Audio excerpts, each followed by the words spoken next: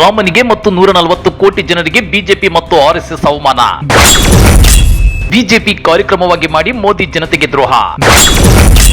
BJP ವಿರುದ್ಧ CM Siddaramaiah ಗಂಭೀರ ಆರೋಪ.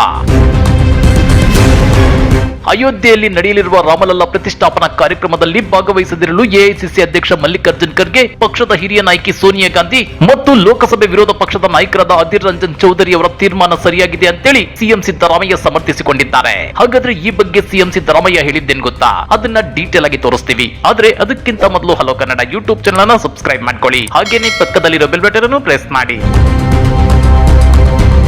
ರಾಮ ಮಂದಿರ ಉದ್ಘಾಟನಾ ಕಾರ್ಯಕ್ರಮವನ್ನ ಬಿಜೆಪಿ ನಾಯಕರು ಧಾರ್ಮಿಕ ಕಾರ್ಯಕ್ರಮವನ್ನಾಗಿ ಮಾಡದೆ ಇಂದು ರಾಜಕೀಯ ಪಕ್ಷದ ಕಾರ್ಯಕ್ರಮದಂತೆ ಮಾಡುತ್ತಿದ್ದಾರೆ. ಈ ಬಗ್ಗೆ ಪತ್ರಿಕಾ ಹೇಳಿಕೆ ನೀಡಿರುವ ಸಿಎಂ ಸಿದ್ದರಾಮಯ್ಯ, ಜಾತಿ ಧರ್ಮ ಪಕ್ಷ ಪಂಥವನ್ನ ಮೀರಿ ಸರ್ವರನ್ನ ಒಳಗೊಂಡು ಭಕ್ತಿ ಮತ್ತು ಗೌರವದಿಂದ ನಡೆಸಬೇಕಾದ ಒಂದು ಧಾರ್ಮಿಕ ಕಾರ್ಯಕ್ರಮವನ್ನ ಒಂದು ಪಕ್ಷದ ಕಾರ್ಯಕ್ರಮವನ್ನಾಗಿ ಮಾಡಿ ಪ್ರಧಾನಿ ನರೇಂದ್ರ ಮೋದಿ ಮತ್ತು ಸಂಘ ಪರಿವಾರದ ನಾಯಕರು ಶ್ರೀರಾಮನಿಗೆ ಹಾಗೂ ದೇಶದ 140 ಕೋಟಿ ಜನತೆಗೆ ಅಗೌರವ ಉಂಟು ಮಾಡಿದ್ದಾರೆ ಎಂದಿದ್ದಾರೆ. ಶ್ರದ್ಧಾಪೂರ್ವಕವಾಗಿ ನಡೆಯಬೇಕಿದ್ದ ಧಾರ್ಮಿಕ ಕಾರ್ಯಕ್ರಮವನ್ನ ರಾಜಕೀಯ ಪ್ರಚಾರದ ಅಭಿಯಾನವನ್ನಾಗಿ ಮಾಡಿದ್ದು ಸಮಸ್ತ ಹಿಂದೂ ಬಾಂಧವರಿಗೆ ಮಾಡಿರೋ ದ್ರೋಹ ಅಂತ ಟೀಕಿಸಿದ್ದಾರೆ.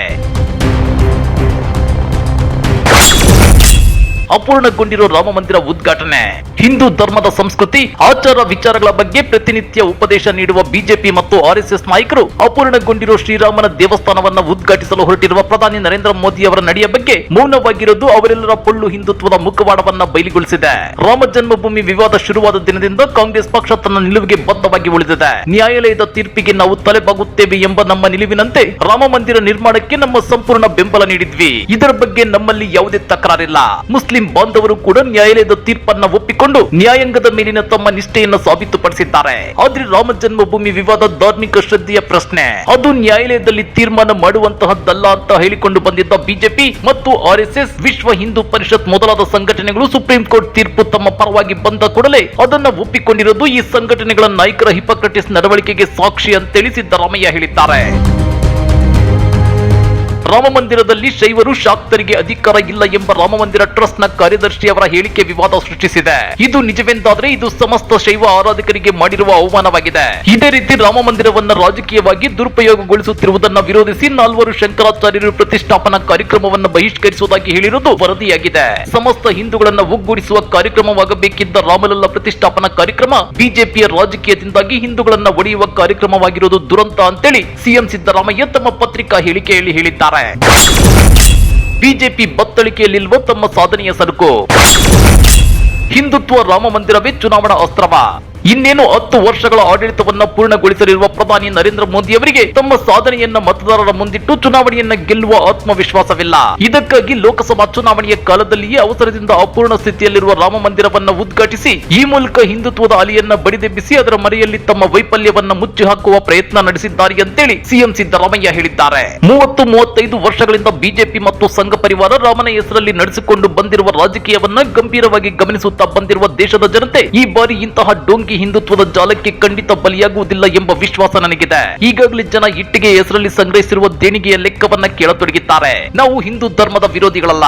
ಧರ್ಮದ ಹೆಸರಲ್ಲಿ ನಡೆಸಲಾಗುವ ಅಸ್ಪೃಶ್ಯತೆ, ಜಾತೀಯತೆ, ಅಂಧಶ್ರದ್ಧೆ, ಕಂದಾಚಾರಗಳನ್ನ ವಿರೋಧಿಸುತ್ತೇವೆ ಅಂತೇಳಿ ಸಿದ್ದರಾಮಯ್ಯ ಸ್ಪಷ್ಟಪಡಿಸಿದ್ದಾರೆ. ಧರ್ಮವನ್ನ ರಾಜಕಾರಣಕ್ಕೆ ಬಳಸುವುದರ ಬಗ್ಗೆ ನಮ್ಮ ಸಂಪೂರ್ಣ ವಿರೋಧವಿದೆ. ಮಹಾತ್ಮ ಗಾಂಧೀಜಿ, ಸ್ವಾಮಿ ವಿವೇಕಾನಂದ, ಕನಕದಾಸ, ನಾರಾಯಣ ಗುರು, ಕುವೆಂಪು ಅವರು ಸೇರಿದಂತೆ ದೇಶದ ಅನೇಕ ಮಹನೀಯರು ಆಚರಿಸುತ್ತಾ ಬಂದಿರುವ ಹಿಂದೂ ಧರ್ಮದ ಬಗ್ಗೆ ನಮಗೆ ಯಾವುದೇ ತಕರಾರಿಲ್ಲ. ಆದ್ರೆ ಧರ್ಮವನ್ನ ರಾಜಕೀಯ ದುರುದ್ದೇಶಕ್ಕೆ ಬಳಸಿಕೊಳ್ಳುತ್ತಿರುವ ಬಿಜೆಪಿ ಮತ್ತು ಸಂಘ ಪರಿವಾರದ ಡೋಂಗಿ ಹಿಂದುತ್ವವನ್ನ ನಾವು ವಿರೋಧಿಸುತ್ತಲೇ ಇರುತ್ತೇವೆ. ಈ ವಿಷಯದಲ್ಲಿ ನಾವು ರಾಜಕೀಯ ಲಾಭ ನಷ್ಟದ ಲೆಕ್ಕಾಚಾರವನ್ನ ಮಾಡೋದಿಲ್ಲ ಅಂತೇಳಿ ಸಿದ್ದರಾಮಯ್ಯ ಹೇಳಿದ್ದಾರೆ. ಜನಪ್ರತಿನಿಧಿಯಾಗಿ ಇಲ್ಲಿಯವರೆಗೆ 100 ದೇವಸ್ಥಾನಗಳ ಪ್ರತಿಷ್ಠಾಪನೆ, ಜೀರ್ಣೋದ್ಧಾರದಂತಹ ಧಾರ್ಮಿಕ ಕಾರ್ಯಕ್ರಮಗಳಲ್ಲಿ ಭಾಗವಹಿಸಿದ್ದೇನೆ. ನನ್ನ ಊರಿನಲ್ಲಿಯೇ ರಾಮನ ದೇವಸ್ಥಾನವನ್ನ ನಿರ್ಮಾಣ ಮಾಡಿ ಶ್ರದ್ಧಾ ಭಕ್ತಿಯಿಂದ ಪೂಜೆ ಸಲ್ಲಿಸಿದ್ದೇನೆ. ಇದೇ ರೀತಿ ಮಸೀದಿ, ಚರ್ಚ್ಗಳ ಧಾರ್ಮಿಕ ಕಾರ್ಯಕ್ರಮಗಳಲ್ಲಿ ಭಾಗವಹಿಸಿ ಗೌರವವನ್ನು ಸಲ್ಲಿಸಿದ್ದೇನೆ. ಸರ್ವಧರ್ಮ ಸಮಭಾವ ಸಂವಿಧಾನದ ಆಶಯವಾಗಿದೆ. ಅದಕ್ಕೆ ನಾವೆಲ್ಲರೂ ಬದ್ಧವಾಗಿರಲೇಬೇಕಾಗಿದೆ. ಶ್ರೀರಾಮನ ಮೇಲೆ ನಂಬಿಕೆ ಮತ್ತು ಭಕ್ತಿ ಇದ್ದವರು ಪ್ರತಿದಿನ ಆತನನ್ನ ಪೂಜಿಸುವುದು ಹೇಗೆ ಧಾರ್ಮಿಕ ಕರ್ತವ್ಯವೋ ಅದೇ ರೀತಿ ಶ್ರೀರಾಮನನ್ನ ರಾಜಕೀಯಕ್ಕೆ ಬಳಸುವುದರ ವಿರುದ್ಧದ ದನಿ ಎತ್ತುವುದು ಕೂಡ ಅಷ್ಟೇ ಪವಿತ್ರವಾದ ಧಾರ್ಮಿಕ ಕರ್ತವ್ಯವಾಗಿದೆ. ಯಾವ ಧರ್ಮ ಕೂಡ ಇನ್ನೊಂದು ಧರ್ಮವನ್ನ ದ್ವೇಷಿಸೋದಿಲ್ಲ, ನಿರಾಕರಿಸೋದು ಇಲ್ಲ.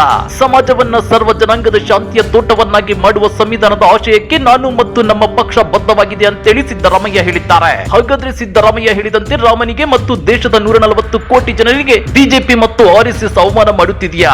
ರಾಮ ಮಂದಿರ ಧಾರ್ಮಿಕ ಕಾರ್ಯಕ್ರಮವನ್ನ ಒಂದು ಪಕ್ಷದ ರಾಜಕೀಯ ಕಾರ್ಯಕ್ರಮವನ್ನಾಗಿ ಮಾಡ್ತಿರೋದ್ರ ಬಗ್ಗೆ ನೀವೇನಂತೀರಾ? ಕಮೆಂಟ್ ಮಾಡಿ, ವಿಡಿಯೋ ಲೈಕ್ ಮಾಡಿ, ಶೇರ್ ಮಾಡಿ. ಇಂಥ ಮತ್ತಷ್ಟು ರೋಚಕ ರಾಜಕೀಯ ಸುದ್ದಿಗಳನ್ನ ಮಿಸ್ ಮಾಡದೆ ನೋಡಬೇಕು ಅಂದ್ರೆ ಹಲೋ ಕನ್ನಡ ಯೂಟ್ಯೂಬ್ ಚಾನೆಲ್ ಅನ್ನ ಸಬ್ಸ್ಕ್ರೈಬ್ ಮಾಡ್ಕೊಳ್ಳಿ.